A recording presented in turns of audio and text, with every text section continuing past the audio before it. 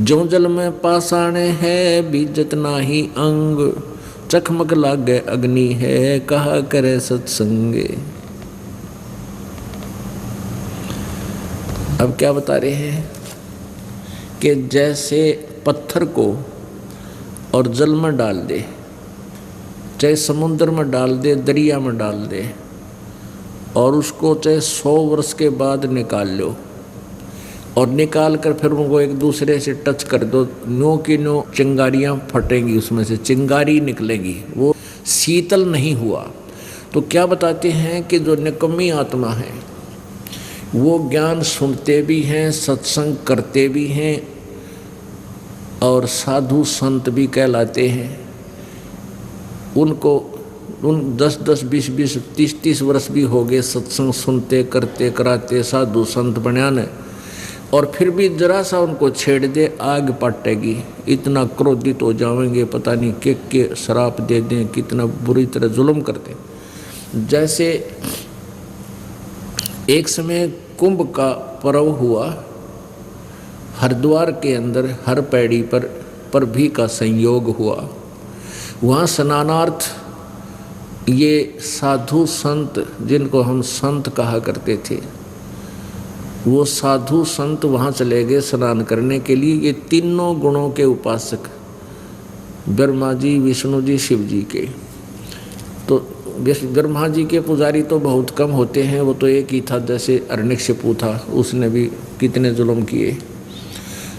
अब वैष्णु तो हैं विष्णु जी के उपासक, वैष्णु संत, और ये नाथ, कनपाड़े, नंगे, ओगड़ जिसने कहे, नागे जिसको बोलते हैं, और ये गिरी पुरी, ये सारे शिव जी के उपासक हैं, तमगुण शिव जी के। तो वहाँ क्या होता है, जब ये कुंभ का पर्व लगता है, स्नान करने के लिए तीर्थ पर जाते हैं, तो अपने अपने ग्रुप में गिरी अलग, पुरी अलग, ये नागा न्यारे, नाथ अलग, कनपाड़े न्यारे, और वैष्णु अलग से, ये अलग अलग ग्रुपों में आप अपने उनमें चले जाते समुदाय में। फिर स्नान के समय ये सभी चलते हैं स्नान करने के लिए, काफ़ी वर्ष पहले की बात है।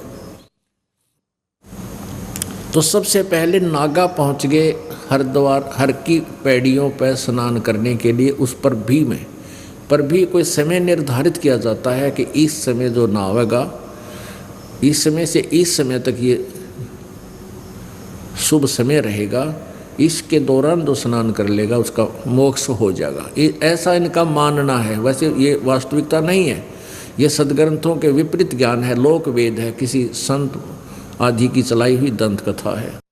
फिर भी वो स्नान करने के लिए वहाँ चले गए। तो पीछे से वैष्णु साधु आ गए। वैष्णुओं ने कहा कि नागाओ तुम बाहर आ जाओ, सर्वप्रथम हम स्नान करेंगे, हम सर्वश्रेष्ठ हैं, तुम बाहर आओ, वापस हटो, तुम नहीं नहाओगे। नागाओं ने कहा कि हम सर्वश्रेष्ठ हैं और हम नि इच्छा हैं, हम बिल्कुल त्यागी और बैरागी हैं, हम तन पे वस्त्र भी ग्रहण नहीं करते, हम कोई वस्तु संग्रह नहीं करते, हम सर्वश्रेष्ठ हैं, प्रथम स्नान हम ही करेंगे इस कुंभ के पर्व में। अब वैष्णु साधु कहने लगे कि तुम काहे के संत हो, तुम काहे के श्रेष्ठ हो, तन पर वस्त्र भी नहीं धारण करते, पशु की तरह नंगे फिरते हो, तुम टट्टी के हाथ भी ना धोते, शरण फिरड़ो, बाहर आ जाओ तुम, पहले हम स्नान करेंगे। अभी ऐसी उनकी फिर इतनी ही देर बात में नागाओं ने भी लाल आँख कर ली। वो नंगे तमोगुण शिव के उपासक थे और वैष्णु आपस में लड़ने लग गए। तीर निकाल लाए, तलवार निकाल लाए, कटारी नो सीधे छुरे गोपे एक दूसरे की गर्दन काट दिए, बुड़क्याँ खावें, जिसके बाल ठेगे बाल पाट दिए। 25,000 ये जिनको संत कहा करते थे आपस में लड़ झगड़ के, और 25,000 कत्लेआम हो गए, वहाँ पर लड़का मर गए पशु की तरह।